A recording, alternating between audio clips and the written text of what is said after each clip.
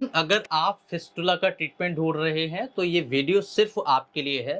Fistula के cases में 72% success rate है होम्योपैथी का।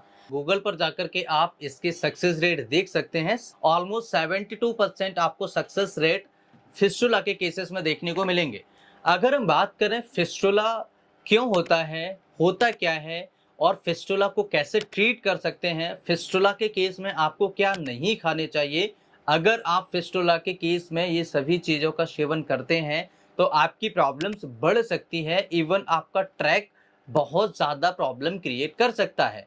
तो आज के इस वीडियो में हम बात करेंगे फिस्टुला को कैसे ठीक कर सकते हैं, कैसे बच सकते हैं, फिस्टुला क्यों होता है, इसके कारण क्या है और फिस्टुला के ट्रीटमेंट में हम कौन सी ऐसी नेचुरल चीज़ें अपना सकते हैं, ऐसे कौन सी होम्योपैथिक मेडिसिन की मदद से इसे ठीक कर सकते हैं।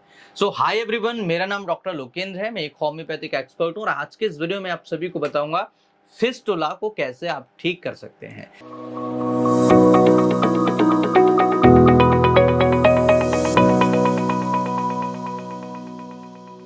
सबसे पहले हम बात करेंगे फिस्टुला होता क्या है, फिस्टुला क्यों होता है। देखिए, फिस्टुला यानी कि जो हमारा मल द्वार होता है, मल द्वार के पास में स्किन में अंदर की ओर से एक छोटा सा ट्रैक बन जाता है जिसे हम फिस्टुला का नाम देते हैं। जब हमें ये पता लगता है तो बहुत टाइम निकल चुका होता है, तब तक ये ट्रैक बन चुका होता है और इसे पता लगाने के लिए आपको कुछ रिपोर्ट्स भी करानी पड़ती है। जब एक छोटी सी फुंसी होती है, ये फुंसी धीरे धीरे इसके अंदर पस भर जाता है। जब ये फूट जाता है तब हमें पता लगता है कि ये फिस्टुला है और उसमें इन्फेक्शन होता रहता है। धीरे धीरे ये दर्द करता रहता है और आपको ये बहुत ज्यादा परेशान करता है।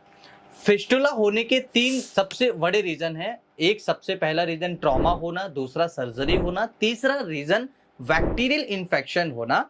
इनकी वजह से बेसिकली फिस्टुला होने के चांसेस सबसे ज्यादा होते हैं। अगर किसी को फिस्टुला हो जाता है तो इसमें आप क्या क्या ट्रीटमेंट करवा सकते हैं और कौन सी रिपोर्ट्स करवा सकते हैं। देखिए, फिस्टुला के लिए आप एक्सरे करवा सकते हैं। एक डाई एक्सरे होता है जिसकी मदद से पता लगाया जाता है कि ट्रैक कितना लंबा है, कहाँ से है, कितना है, ये सभी चीजें पता लगा सकते हैं। दूसरी रिपोर्ट होती है एमआरआई, जिससे पता लगता है कि कितना एरिया उसने कवर किया हुआ है, कैसे कवर किया हुआ है, इसका ट्रीटमेंट क्या हो सकता है, सर्जरी कब कर सकते हैं, कैसे कर सकते हैं, ये सभी चीजें एमआरआई में आपको पता लग जाती हैं। यानी कि एक ऐसी प्रॉब्लम जो अंदर की तरफ से मल द्वार में एक अलग ट्रैक बना लेता है और धीरे धीरे उसमें पस भरने लगता है, वो फुंसी के रूप में आपको मल द्वार के पास में पता लगता है, जिसे हम फिस्टुला कहते हैं।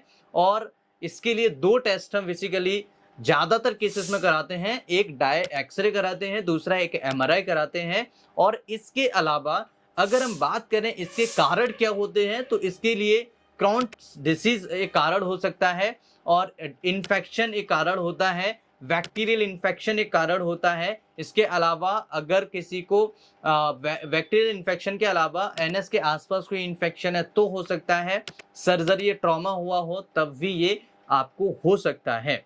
इसके अलावा अगर हम बात करें ट्रीटमेंट की, ट्रीटमेंट कैसे कर सकते हैं फिस्टुला के लिए, ऐसी कौन से मेडिसिन हैं जिनके मदद से फिस्टुला को ठीक किया जा सकता है। अगर हम होम्योपैथी में बात करें तो आप 4 मेडिसिन का कॉम्बिनेशन ले सकते हैं। सबसे पहली मेडिसिन बेलाडोना। बेलाडोना 30 पोटेंसी में आप ले सकते हैं। 30 पोटेंसी में अगर आपको नहीं मिलता है तो क्यू फॉर्म में लीजिए। अगर 30 पोटेंसी में ये मिल जाता है तो आपको 10 से 15 बूंदें दिन में 2 बार सुबह और शाम को लेना है। इसकी मदद से आपके एनएस के आसपास जो दर्द हो रहा है, जो लालपन हो रहा है, वो नहीं होगा।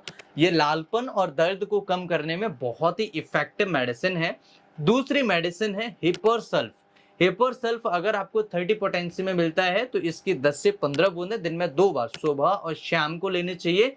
ये आपके फिस्टुला के अंदर जो पस जमा हुआ है उसे कम करने में मदद करता है और इसे बाहर निकालने में भी ये बहुत ज्यादा मदद करता है। तो हिपरसल्फ 10 से 15 बूंदें दिन में 2 बार सुबह और शाम को लेनी चाहिए।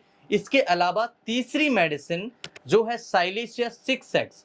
साइलेसिया एक ऐसी मेडिसिन है जो पस को बाहर निकालने में मदद करता है, यानी कि जो पस वहां पर जमा हुआ है, जो पस अंदर की ओर से बन करके फुंसी के रूप में बाहर आ रहा है, उसे निकालने में ये मदद करता है। जब पस वहां से निकल जाता है, ट्रैक साफ हो जाता है, इन्फेक्शन कम हो जाता है और वो धीरे धीरे धीरे धीरे भरना स्टार्ट हो जाता है, जिसकी मदद से फिस्टुला को ठीक किया जा सकता है।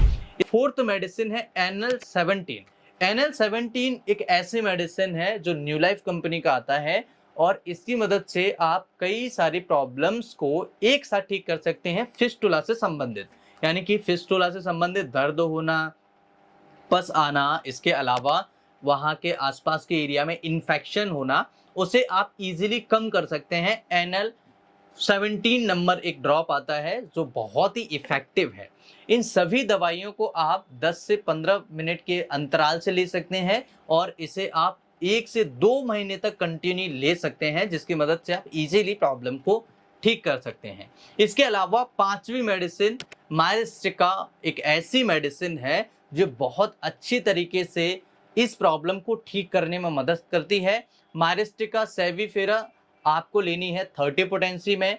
30 पोटेंसी की 10 से 15 बूंदें दिन में 2 बार सुबह और शाम को लेनी चाहिए। ये बहुत इफेक्टिव मेडिसिन है फिस्टुला के केस में, बहुत इजीली कई सारी प्रॉब्लम्स को, फिस्टुला से संबंधित समस्याओं को ठीक करने में ये मदद करती है। अब अगर हम बात करें दोस्तों क्या खाना चाहिए क्या नहीं खाना चाहिए, देखिए जिनको क्रॉनिक प्रॉब्लम है, जिनको लंबे समय से प्रॉब्लम है और उनको पस बहुत ज्यादा आता है, तो दही का सेवन उनको बिल्कुल भी नहीं करना चाहिए, चावल का सेवन उनको नहीं करना चाहिए, दूध या दूध से बनी हुई चीजों का सेवन उनको नहीं करना चाहिए। अगर वो इन चीजों का सेवन कंटिन्यूअसली करते हैं तो उनको ये प्रॉब्लम बहुत ज्यादा हो सकती है, उनकी पस फॉर्मेशन की जो प्रक्रिया है वो बढ़ सकती है। ऐसी कंडीशन में आपको ध्यान रखना है दही, चावल और दूध या दूध से बनी हुई चीजें का सेवन नहीं करना चाहिए। इसके अलावा फास्ट फूड सेवन नहीं करना चाहिए। बाहर की जो भी चीजें हैं जैसे बर्गर, पिज्जा, मोमोस हैं, फिंगर्स हैं, बहुत सारी चीजें हैं जो आपको बाहर मिल जाती हैं, फास्ट फूड का सेवन बिल्कुल भी नहीं करना है। ड्रिंक्स नहीं करनी है आपको, स्मोकिंग नहीं करनी है आपको, स्पाइसी खाना नहीं खाना है आपको, टबैको सेवन नहीं करनी है और बादी वाली चीजों का सेवन नहीं करना है। साथ ही साथ आपको ध्यान ये रखना होगा जिनको भी पेट से संबंधित समस्याएं हैं, जिनको कॉन्स्टिपेशन होता है, कब्ज रहता है, उनको ये बहुत ज्यादा होने के चांसेस होते हैं। तो आपको ध्यान रखना है, पेट साफ रखना है। पेट साफ करने के लिए आपको 2 चीजों का ध्यान रखना होगा। आपको लेना होगा फाइबर डाइट। फाइबर डाइट यानी कि सलाद सुबह शाम सेवन करिए, पानी ज्यादा पीजिए, ड्राई फ्रूट्स लीजिए और ऐसी चीजें खाइए जिससे पेट साफ रहता है, और ऐसी चीजें खाना बंद कर दीजिए जिनसे पेट साफ नहीं होता है या कॉन्स्टिपेशन हो जाता है। तो अगर आपको फिस्टुला से बचना है या फिस्टुला के ट्रीटमेंट के बारे में आपने इस वीडियो में जाना, फिस्टुला से कैसे बच सकते हैं, फिजिकल एक्टिविटी करिए, ये मेडिसिन एज ए प्रिवेंटिव तौर पर भी ले सकते हैं। अगर जिनको थोड़ी बहुत प्रॉब्लम है तब भी आप इन मेडिसिन को ले सकते हैं। जिनकी उम्र 15 साल से अधिक है उन सभी को ये मेडिसिन दे सकते हैं। और इस वीडियो को देखने के बाद अपने दोस्तों के साथ शेयर जरूर करिएगा। Thanks for watching, have a nice day.